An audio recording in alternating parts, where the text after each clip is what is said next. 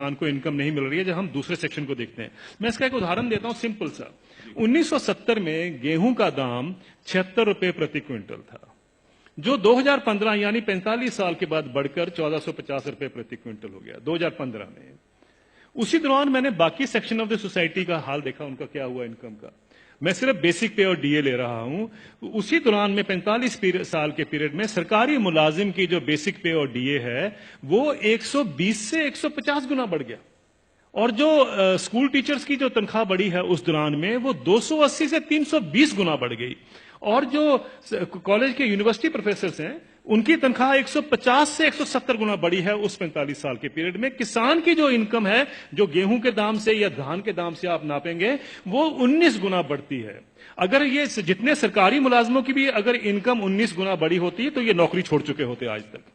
Problem यह है कि किसान का हक क्या बनता है। अगर हम 45 साल के बाद जब उसको 1450 रुपए मिले थे, अगर मैं 100 गुना भी उसकी इनकम बाकी इनकम पैरिटी के नॉर्म से चलता हूं, तो उनकी इनकम जो है या उनका मिनिमम सपोर्ट प्राइस जो है वो 7600 रुपए प्रति क्विंटल बनता था।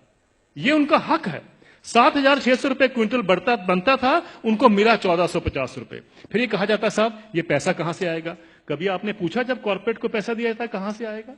कभी आपने पूछा 7वां वेतन आयोग का पैसा कहां से आएगा? 7वां वेतन आयोग जब सारे देश में फैलाया जाएगा, अभी तो सिर्फ सेंट्रल गवर्नमेंट का है, तो क्रेडिट स्विस बैंक की स्टडी कहती है 4,80,000 करोड़ रुपया हर साल एडिशनल खर्चा होगा।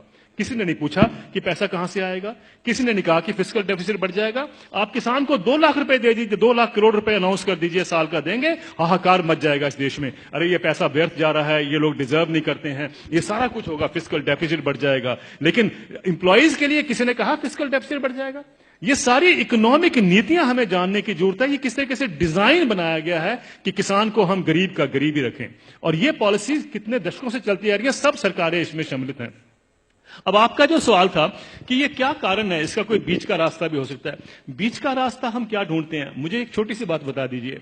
जब आपका इनकम मिलती है, 7वां वेतन आयोग मिलता है या किसी को भी अपनी इनकम मिलती है, तो क्या कभी किसी ने सोचा है कभी किसान को कभी हाउस रेंट मिला हो, कभी एजुकेशन रेंट मिला हो, कभी हेल्थ अलाउंस मिला हो, कभी बच्चों के लिए मेडिकल अलाउंस मिला हो? किसानों को क्यों, ये क्या किसान नहीं क्या इस सोसाइटी में रहते हैं? सुप्रीम कोर्ट के जो ऑफिसर्स हैं उनको 21,000 रुपए कपड़ा धोने के लिए मिलता है हर साल का। डिफेंस वालों को 20,000 मिलता है हर साल का कपड़ा धोने के लिए, कपड़े धोने के लिए। और वो लड़ाई कर रहे हैं आजकल, डिफेंस वाले कह रहे हैं कि साहब सुप्रीम कोर्ट वालों को ज्यादा क्यों मिलता है, हम तो बॉर्डर पे रहते हैं। मेरा यह सवाल है, क्या किसान के पास कपड़े नहीं होते धोने को? कभी आपने सुना है कि किसान के कपड़े के लिए 20,000 रुपए भी कभी उसमें ऐड किया गया हो? मिनिमम सपोर्ट प्राइस में क्या करते हैं हम, जो उसकी लागत लगती है और फैमिली लेबर जो लगती है उसको जोड़ लेते हैं, बस यही। और अभी तो एम्प्लॉइज के लिए 108 अलाउंसेस भी होते हैं। अभी तो तनख्वाह और डीए के बाद 108 अलाउंस मिलते हैं। जिस भी सज्जन को 108 अलाउंस मिलते हैं उसको तनख्वाह की क्या जरूरत है, मुझे ये बता दीजिए। लेकिन अगर मिलते हैं तो मैं ये नहीं कहता कि नहीं मिलने चाहिए, लेकिन क्या किसान ने क्या गलत किया है कि उसको नहीं मिलते हैं? मैं ये कहना चाहता हूं, कभी किसान के एमएसपी में हाउस रेंट जोड़ा गया है, कभी उसका मेडिकल अलाउंस जोड़ा गया है, कभी उसके बच्चों के लिए एजुकेशन अलाउंस जोड़ा गया है? क्यों? क्या उसने बच्चे नहीं पालने हैं?